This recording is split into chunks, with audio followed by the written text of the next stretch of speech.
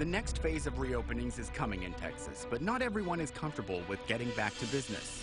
If you have 60% of people saying they're no longer comfortable going to a restaurant, just think about all of those jobs that aren't going to be there when this epidemic is over. A new poll gives insight into the support and opposition to reopening Texas.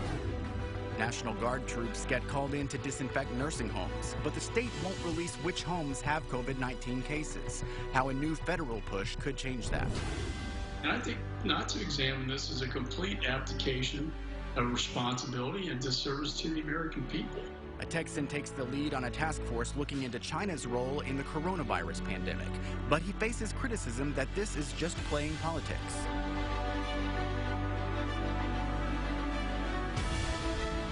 Hello, and thank you for joining us for State of Texas. I'm Josh Hinkle. Governor Greg Abbott has said the next phase of business openings will start tomorrow in Texas.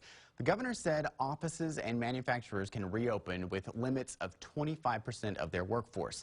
Gyms can also reopen. Workers at places like Crunch Fitness in Round Rock have been working to figure out ways to open safely and maintain social distancing. Gyms are also subject to the 25% capacity rule. Some business owners want the governor to move faster. A group of tattoo artists came to the Capitol Tuesday to push for a reopening. Bar owners are also lobbying to open up quickly, but others worry the governor is moving too quickly to reopen businesses.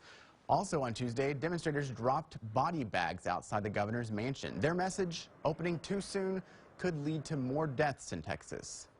The divide over the state's response could be having an impact on Governor Abbott's popularity. The governor's approval rating is just below 54% in Texas. That's according to our Nexstar Media and Emerson College poll released Monday. That rating is lower than most other governors around the country.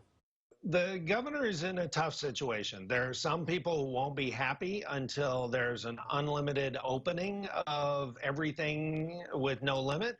And there are other people who will be unhappy if anything ever opens up. The governor has mismanaged this response. He's been unclear on his orders. He has ignored his own guidelines and his own orders multiple times.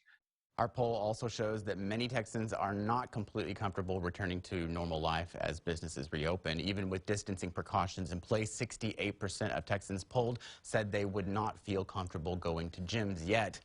We found a similar sentiment for dining out. Nearly 60% said they would not feel comfortable going to restaurants. It also obviously impacts the economy greatly because in the hospitality industry, like restaurants, if you have 60% of people saying they're no longer comfortable going to a restaurant, just think about all of those jobs that aren't going to be there when this epidemic is over. Many workers are also worried. Nearly 14% of those surveyed said they would not return to work out of fear of getting the virus or passing it to a family member. Others say they will not go back until coronavirus testing is conducted in their workplace. However, more than a third of those surveyed said they would return to work under any circumstances. 1/4 of the people polled said they've lost their job amid the pandemic. Many Texans who lost their job are still trying to claim unemployment.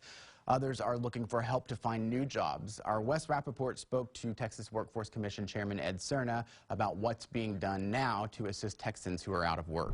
Director Serna, thanks so much for joining us. Wanted to touch base on the status of unemployment claims. We're still hearing from Texans who say that they're having difficulty filing those claims. Where are we right now in terms of the Workforce Commission's ability to handle those claims? Well, we've, the steps that we had already taken are working.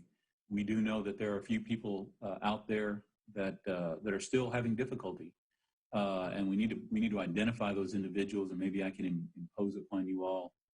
You've been good about sharing some of those individuals' names with us, so we can reach out to them. That's the other thing that we're doing that is different. Is we are taking one of our own call centers.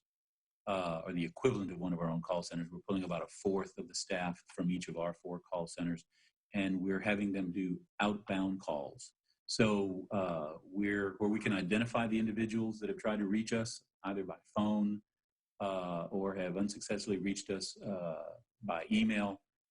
We're now calling them as many as we can to get their issue resolved, get their claim filed, Our Nexstar and Emerson College poll found a significant number of Texans say they would be reluctant to return back to their jobs, worried about catching the virus or passing it on to a loved one because the virus is still out there, even though people are beginning to return to work. Can those people still claim unemployment benefits? Yes, sir, they can, especially the second, where they're worried about giving it to a loved one, and if that loved one happens to be in a high-risk category, that's one of the exceptions. The first case, if that first case that I was talking about, where the individual just says, I'm just uncomfortable.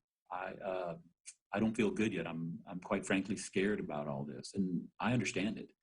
And that's why we will establish some criteria, but we're going to default continue to pay while we investigate those situations.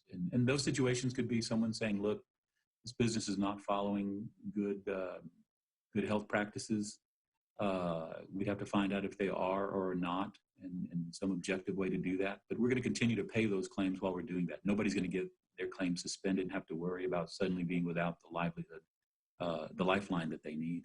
We know the agency is working to help connect Texans with jobs and help Texans who are looking for work.